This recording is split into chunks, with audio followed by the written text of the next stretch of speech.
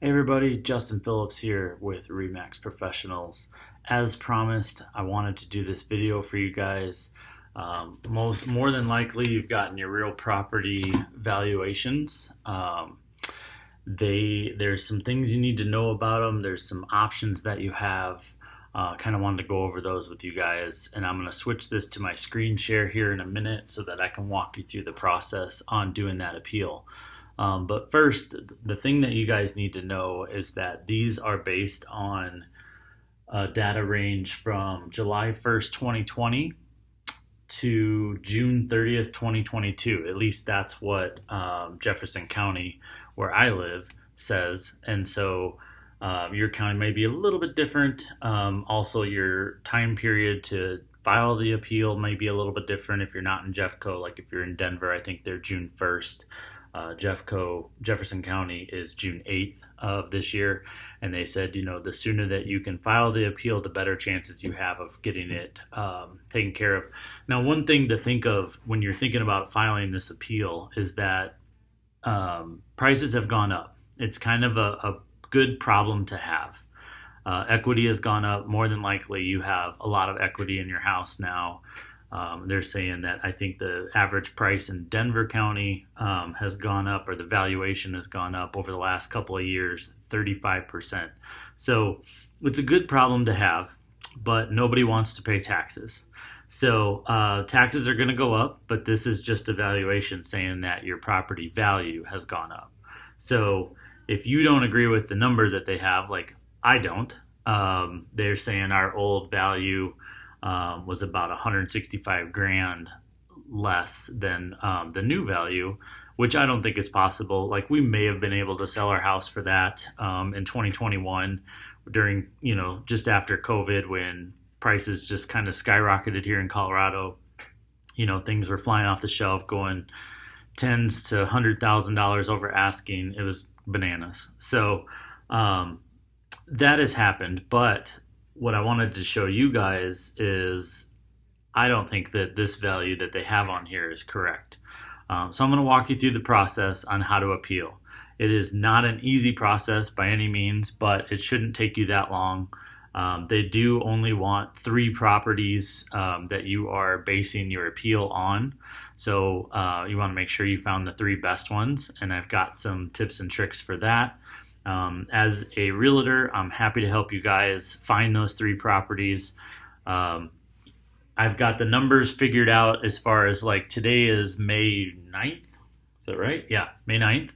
And so we are 313 days out from when they stopped valuating the properties to get you your value. And then they started it's almost 3 years ago. That was 1,043 days ago. So that's the data range that we've got to look in to find a property that better shows the value, so that way you guys don't get dinged on your taxes when those come out in the fourth quarter of this year for what you're going to have to pay next year. Just some things to note. The governor of Colorado is trying to pass a couple things to help us with not having as big a pinch for this. This is, for some people, their valuation went up so much that their taxes, which are, if you have a loan, you pay a monthly mortgage with principal and interest, and then your taxes are added on to that, so that the mortgage company pays the taxes for you, usually in 2 installments. So, that should all be stuff that you guys already know as homeowners. But the thing to keep in mind is that the things that the governor may or may not do to help slow this down is going to be temporary. So it might ease the pinch a little bit this year, but then next year, in 2025, when we do this valuation thing again, they might just go right back up. So it's something to keep in mind. It's going to be a continuing battle. So if that doesn't work for you, obviously being a realtor, I can help you sell your house and buy a house in a different area, maybe with a lower payment. But the thing that you guys have to keep in mind is interest rates are higher than, a lot of the people that I know that have 3% or less for their interest rate. So your payment might actually go up. So something to think about. There's different ways that you can help combat, the tax amount as far as paying it. If it's higher and you're on a fixed income, you could do a home equity line of credit, which, then you're paying interest on that. So that's not always the best, but it gives you some cash to work with until you can kind of figure things out. Or you can even do a cash out refinance. But when you do that, your interest rate will probably go up because our interest rates are a little bit higher now than they were a couple years ago. And so that will raise your payment too, but it gives you some money to play with. So something to think about. You can put that in savings or even buy another property, try to get some income to help combat some of the taxes. So all that stuff aside, let's dig into how to appeal your taxes. Okay, everybody, here we go. I am at my office, so hopefully it's not too echoey, but let's dig right in. So when you get your card in the mail, first thing they have you do is go to assessor.jeffco.us. If you're in a different county, obviously that'll be a different. But this is Jefferson County. It's where I live. And if you go in here and you start clicking on appeals and you try to find things, it's pretty hard. So first thing you do is click on appeals. And then when you're in appeals, instead of doing this, it takes you right back to this exact same screen. And this one is a little bit different too. But you go to appeal time, click on that. And then what that does is it takes you to the actual link to file the appeal. So you click on that and, let's just go in and do that. I had already started it. It's pretty easy. So find your PIN. PIN is in the top middle of your card. I'll do mine here. And my valuation, I think, came in about, the valuation is about $100,000 more than I could sell my house for right now. So it's definitely off. And then obviously do that, enter in your PIN information and your parcel ID. And then you come in here and you've got information about your property. So I was thinking that my property is actually, let's see, we'll say 700,000, and I'll show you how I got to that in a second. But reason why, kind of regurgitate some of the information that they're asking. Properties in my neighborhood that sold between July 1st, 2020 and June 30th, 2022 were significantly less than our current year actual value. That's just kind of spitting right back their information to them. Hopefully that works. And then on the attestation, you're going to say that this is kind of your digital signature. You guys all know my phone number and email. Definitely keep track of those in case you want me to run some comps for you on that time period. And then when you're good on this, you hit continue. And then they want you to add a file that supports some supporting documentation less than 100 megabytes. So what I would do is I would go into the MLS. I'll show you guys kind of where I started here. So I go to the map, I find my subdivision, square it out, or draw a rectangle or whatever. And then these are the dates that, today's May 9th. So 313 days ago to 1,043 days ago is their period of valuation. So that's the time frame that we want to use. And we have the map, and that's really all you need. But if you have a single family residence or a condo, and you might want to, maybe those are in your neighborhood and you want to exclude some of those, click on whichever one is applicable to you. Obviously, as your realtor, I'd be doing kind of a lot of this for you. The other thing I'm going to do is, and I don't want to, I'll probably get myself in trouble here, but I don't want to correct the assessor at all. They think I have 3 bedrooms. We're going to go with 3 bedrooms. They think I have 3 bathrooms. We're going to go with 3 bathrooms. So that narrows us down to 5. So of these 5, I'm looking at these and I look at the finished square footage. It looks like those are all different. So none of those have finished basements. And then I kind of want to pick out the ones that I think are closest matched to me. So, just having 5, really you only want 3 is what they've asked for. But, this might help my value. So I click all 5 of those, kind of get an idea. I can print this out and send it to you guys for your neighborhood. But then you want to put it into an Excel spreadsheet like this. I've got 3 of these on here. I just decided to grab a couple more, so let's do that. So we've got number 4.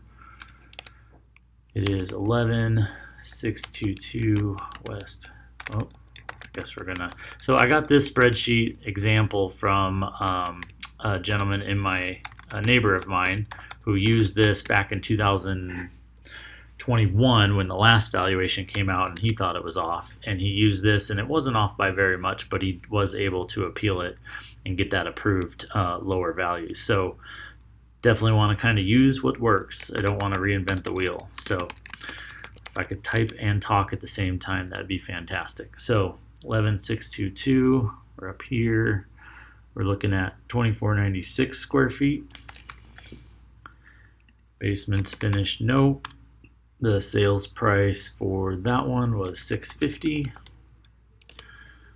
And so the price per square foot is just that divided by that. You get $260, which, double check my math, is correct. So that's good. And then we want to put in the sold date so they know that we're not just pulling these out of thin air, or that we have the right time frame that works with what they're asking for. So the last one that I don't have on here is the 6821. So let's add that one.